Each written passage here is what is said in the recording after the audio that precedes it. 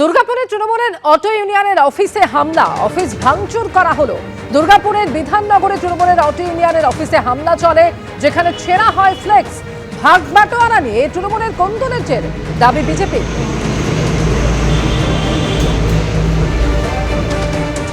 CEO দপ্তরের সামনে সেই বিক্ষোভের ঘটনায় শতপ্রণোদিত মামলা রুজু করল পুলিশ। শতপ্রণোদিত মামলা রুজু করল হেয়ার স্ট্রিট থানার পুলিশ। কর্তব্যরত সরকারি কর্মীকে কাজে বাধা, সরকারি সম্পত্তি ভাঙচুরের অভিযোগে মামলা দায়ের হলো। অজ্ঞাত পরিচয়দের বিরুদ্ধে জামিন অযোগ্য ধারায় মামলা রুজু করল পুলিশ। গতকাল সিইও দপ্তরের সামনে বিক্ষোভ দেখায় তৃণমূলপন্থী বিএলওরা।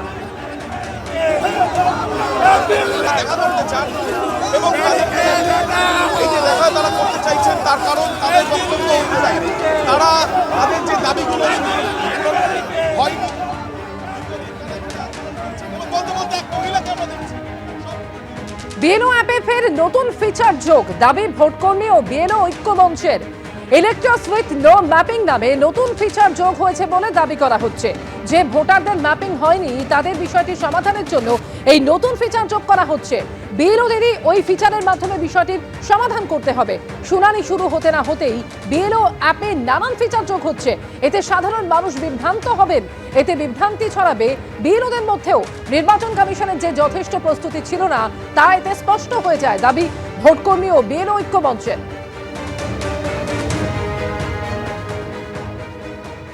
সকালেও দেখলাম যে বিএলও অ্যাপে একটা নতুন অপশান এসছে। সেই অপশানটার নাম হচ্ছে electors with no mapping.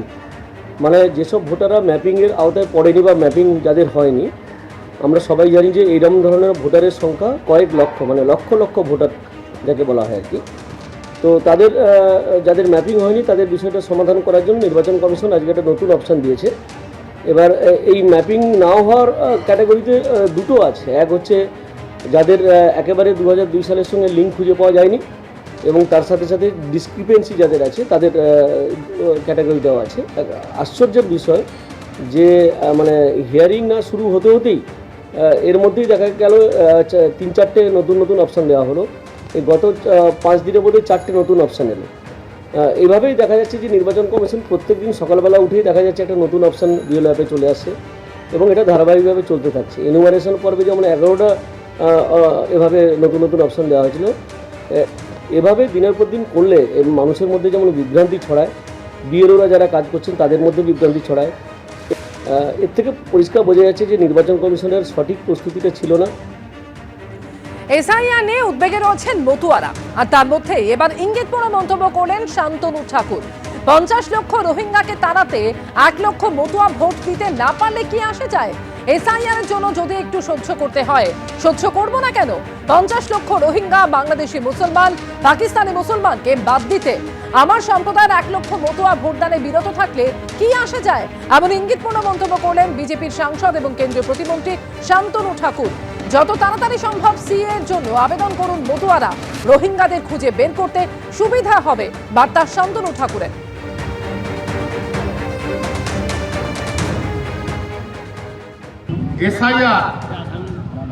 SIR আমাদের কোনো সমস্যা নয়। ভারতবর্ষের সরকারকে সহযোগিতা করার জন্য আমাকে যদি এসআইআর ঝেলতে হয় তাহলে ঝেলবো না কেন? আজকে 50 লাখ রোহিঙ্গা মুসলমান, বাংলাদেশি মুসলমান, পাকিস্তানি মুসলমান যদি বাদ যায়, তার মধ্যে 1 লাখ যদি আমাদের সমাজের মানুষকে একটু স্টপ থাকতে হয়, ভোট দেওয়ার জন্য বিরতি থাকতে হয়, তাহলে কোনটা লাভ? এই বক্তব্যের পরে শান্তনু ঠাকুর নিজের বক্তব্যের সাফাই দিয়ে কি বললেন শুনুন। তো বলেই দিলাম যে 50 লাখ রোহিঙ্গা মুসলমান যদি বাদ যায়, সেখানে 1 লাখ আমাদের লোক যদি বাদ যায়, তো আমাদের এটুকু একটু সহ্য করে নেওয়া উচিত। এই কারণে ওপাশে রেশন তোলার সময় মার খেয়ে আমার প্রাণ বুকে দিল হাতে করে নিয়ে আমার এপাশে দৌড়ে আসতে হয়েছে। তো এখন যদি তার সাথেই আবার আমার এখানে রেশন তুলতে হয়, তাহলে আমি প্রতিশোধটা নেব কবে? এ তো প্রতিশোধ নেওয়ার সময়, এ তো ওই দিকে কান দেওয়ার সময় নয় যে মমতা বন্দ্যোপাধ্যায় বললো আপনার সমস্ত কিছু চলে যাবে। আমি তো সব ব্যাখ্যা করে দিলাম। 50 লক্ষ রোহিঙ্গাকে তাড়াতে 1 লক্ষ মতুয়া ভোট দিতে না পারলে কি আসে যায়? শান্তনু ঠাকুরের এই মন্তব্য প্রসঙ্গে কি বলছেন তৃণমূল সাংসদ সৌগত রায়, শুনুন। মতুয়া ভোট নিয়ে তো বিজেপির অসুবিধা, বিজেপির প্রতি ক্ষোভ হচ্ছে। ওরা বলেছিল ভোট দাও, সবাইকে